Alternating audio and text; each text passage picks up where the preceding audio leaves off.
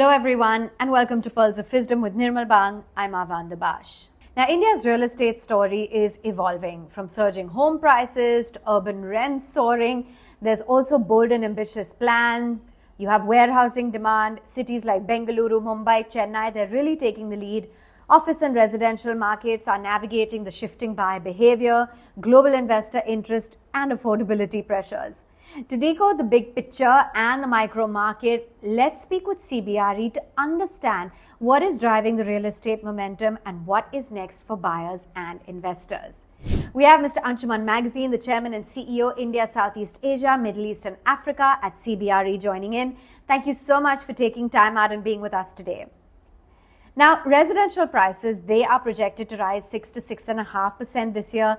Is that sustainable, especially with affordability, really being stretched in the top metros? What is the on-ground reading? Thanks for having me. See, the residential market does not behave the way it behaved many years back because the market has evolved. Indian real estate market has matured. So to give a one statement for across the markets is impossible, and it's not correct either. What's going to happen is, like you rightly mentioned, that look, the prices in some micro markets have gone up. And those may not be sustainable because any time in any market when the prices go up significantly, then the percentage increase slows down. And there are other markets where the demand is led more by end users and not investors. And then that market, the prices sustain further. So I would say, generally speaking, across India, the residential market has done well, and I feel the residential market will hold. But certainly in the markets where the prices have gone up significantly, there would be a slowdown in price increases. That percentage increase we have seen since the last couple of years is certainly not sustainable. Absolutely. And we're also seeing a spike up in the urban rents, 7 to 10% in some markets. What is driving this surge? And are we at a risk of a rental bubble, you think, in select micro markets? Primarily, the demand has improved. As you know, since last 2 years, especially, our economy is doing well. India is an offshoring center for the world. There's a lot of tech jobs coming in, manufacturing is expanding, and one key thing, mobility. Mobility of manpower, which was not the case many years back, especially in the larger urban centers, corporate jobs, are really people, going from, Delhi to Bangalore people going to Mumbai, jobs being created in these major cities is creating demand for rentals because people are coming from other cities. And that with the supply coming in, and there are again micro markets where the rentals be shooting up because demand is exceeding supply, markets like Mumbai. But I think it will be a challenge for a lot of people because to get housing at an affordable cost in those markets where enough supply of rental housing hasn't increased. But I feel eventually next 2 to 3 years' time, when the supply really comes in, that should keep the rental prices under check. But as of now, you're right, there are markets like Mumbai, it could be Gurgaon, parts of Bangalore, where the rentals have gone up. And it is creating a bit of a problem for people to rent housing at I would say, an affordable price. So what about Bengaluru, Chennai, Hyderabad? They are leading India's real estate charge. How are the infra upgrades and investors' flow shaping up in these southern hotspots? See, there is across all the major cities, there's a huge investment going into infrastructure, be the upgradation of the airport, highways, flyovers, and even social infrastructure, which we don't talk about much. There are more hospitals, there are more colleges and schools coming in. There's more entertainment zones coming in. So there's an overall infrastructure which is improving by the day. The challenge, of course, like most cities face, when there is exponential growth, what we have seen in especially cities like Bangalore, there will be challenges of traffic. There'll be challenges of like we talked about, rental housing, etc. If you look at Chennai, is still relatively better because it has grown a bit more organically than, let's say, Bangalore and Hyderabad. Hyderabad itself has seen growth since last 3 years, which is totally unprecedented. Hyderabad was one city which was, frankly, in the past, bit behind Bangalore and Chennai. And today it is the most happening, so-called, to put it in simple language, most happening cities as far as job creation is concerned, real estate activity, social infrastructure is coming up. But the good part is that because newer hubs will come in, all of these cities will be able to sustain that demand. But no doubt, because of exponential growth, there will be short-term pain of traffic, of public transportation included, and stress on housing and social infrastructure also. Okay. All right. And with more Indians now choosing to rent in the premium micro markets, is the buy versus rent equation tilting in the long term? How do retail investors think about their strategy now in this market? There are two aspects to it. One is that fundamentally, whenever anybody, at least in the past, and you're right, that mindset may be changing from millennials onwards. But historically, whenever someone got into a point in the career where they had some corpus of money, first thing they would do is buy a house, right?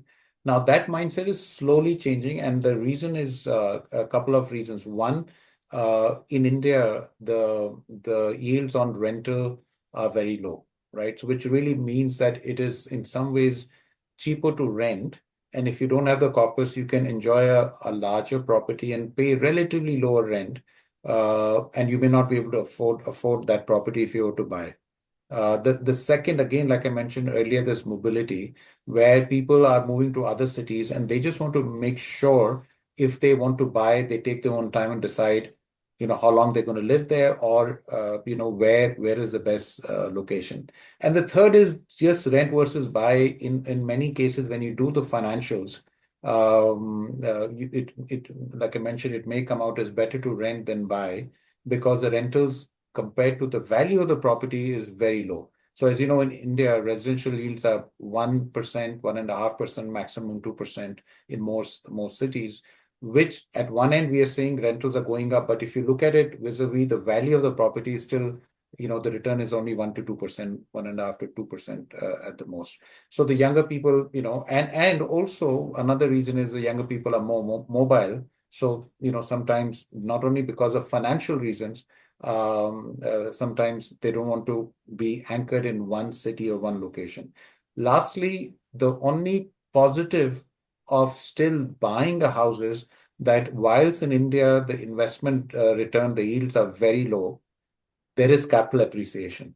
So if you go to the mature markets, in some of the markets, you may still get 3, 4% plus, depending on which city in the world, yields on a residential space. But there will be limited capital appreciation, or the capital appreciation will take much longer. While in India, historically, the capital appreciation residential has been quite good. Okay. And I'm curious to get in your take, Anshuman, on Karnataka. They're eyeing a $1 trillion economy by 2032. What real estate bets are being placed beyond Bengaluru? Which sectors are seeing the most action? In Karnataka, I think Bangalore will still play a major part because it's not easy to replicate a city. It takes, at least as far as I'm concerned, minimum 40 years plus. If you look at Gurgaon, you look at Bangalore, any of these cities, it's taken 35, 40 years for it to develop, right? Now to replicate that is not easy. There will be other cities like Mysore and others, but Bangalore, I still feel, will be the engine of growth for Karnataka as far as the jobs are concerned and economic activity is concerned. We will, but of course, we do need, as a country, including Karnataka, more cities to come in. But I still feel for next 5, 10 years, Bangalore will be the engine of growth. That's interesting, because office absorption as well, that's been steady in the first half. How sustainable is the demand from GCCs, BFSI, and tech firms that are really, looking at a cost optimizing market? The fact is that, even to be honest, I am pleased at one end, I'm surprised on the other end that the office space demand has sustained for quite some time. And the fact is, as I was mentioning earlier, India today is the global offshoring center of the world. We are the Silicon Valley of the world. Just like China was the manufacturing hub, India is a tech services hub. And just like China has advantage of scale and so many years of manufacturing, India has now created that leverage, I would say, in global terms, or has the scale which no other country has as far as technology, tech services is concerned. So the office market, and that is one of the reasons, because if you look at our office space absorption over the years, large chunk of it is from technology, IT services, GCCs, BPOs space. And that because India has a proven track record of delivering quality services at a competitive cost, I think it'll continue for some several years going forward. And the office market, if you look at the numbers, they're staggering. Today, India's office market absorptions are one of the highest in the world, in spite of having relatively lower base. And we have seen, for example, last year, almost 64.8, almost 65 million square feet of office space was taken up. Sorry, in 23. And I thought that was a big number to sustain. But in 24, it went up to 79 million. And what we are expecting this year is that this is going to, hopefully, it's still early days, we may surpass this number this year, although it may be marginally. But still, that itself means in 3 years' time, almost more than 225 million square feet of office space would have been taken place in India. And I think this will sustain for some time. Of course, there are many moving parts. With the caveat, there is, what is happening globally. There is a slowdown in economy. There's conflicts. There are tariffs from the US. So it is an uncertain world. But I think India is in a good position, and the office market will continue to perform in the near future.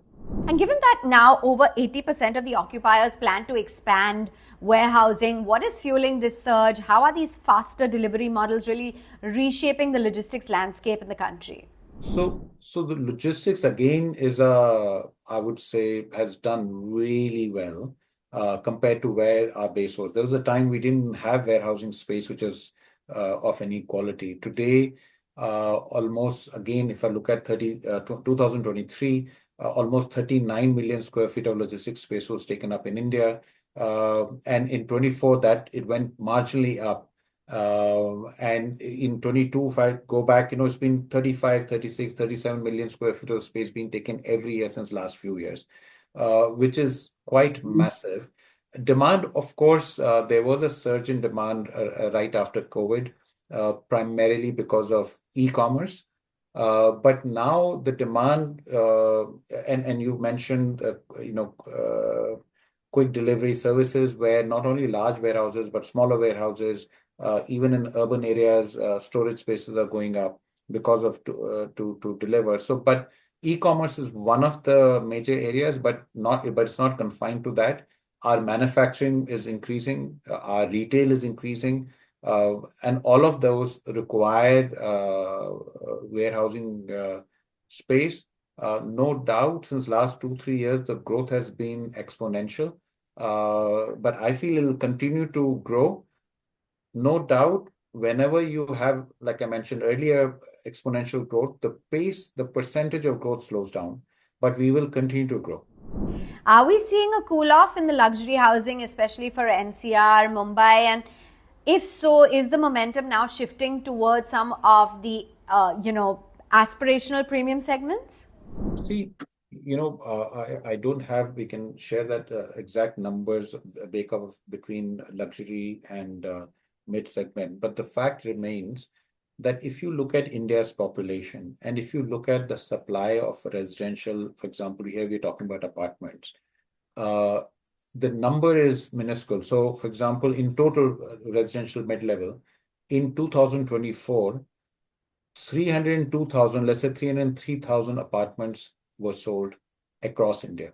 all the major cities. Of course, I'm talking about the top 7, 8 cities. Now, if you look at the population and demand, this is a very small number. And what is interesting is this was an all-time high number. It was an all-time high number till even 2020. Of course, let's say 21. This number was 200,000. If you go 2, 3 years before that, the number has been like 100,000 apartments. So the demand, whilst we talk about it, the overall, my point is that the demand is still relatively low, and therefore it is at a macro level sustainable. Because as our income levels improve, if India grows even at 6.5, 7% GDP growth, there will be demand for housing. Now, your question on high end, again, out of this, the percentage of high end housing is even smaller, right? And people are getting more prosperous. So I feel, yes, again, like I mentioned earlier, in certain micro markets where the prices have gone up, and if luxury space supplies suddenly comes up, in a larger manner, then certainly it will impact demand. May be slow, and then the prices may just slow down. But overall, because the absorption numbers are low, because the supply is still the big supply in the right locations still has to come in. The residential market is going to sustain for some time till the time we reach a position where the supply exceeds the demand. I don't see that happening in the near future. Eventually, it will happen. It's always a cycle, and we may hit that cycle, but it's not going to happen immediately. Overall, there is demand for, no doubt, larger houses. Post-COVID, everybody knows that. But India is a price-sensitive market. If the interest rates, hopefully, of mortgage rates, if they come down in the near future, that is going to help the market. But the interest rates will play a major part on the demand going forward. Besides, of course, how the economy behaves. But certainly, the overall, if you look at it, the luxury segment of the houses is still a small percentage of what our supply is and what our size of our economy is. It's been great having you. From premium homes to last mile logistics, we've pretty much discussed it all. Thank you for those really sharp insights and a very long-term view. I think as India is marching towards this $30 trillion economy vision, real estate is really going to become a strong barometer and a strong backbone of that growth. Thank you. Thank you.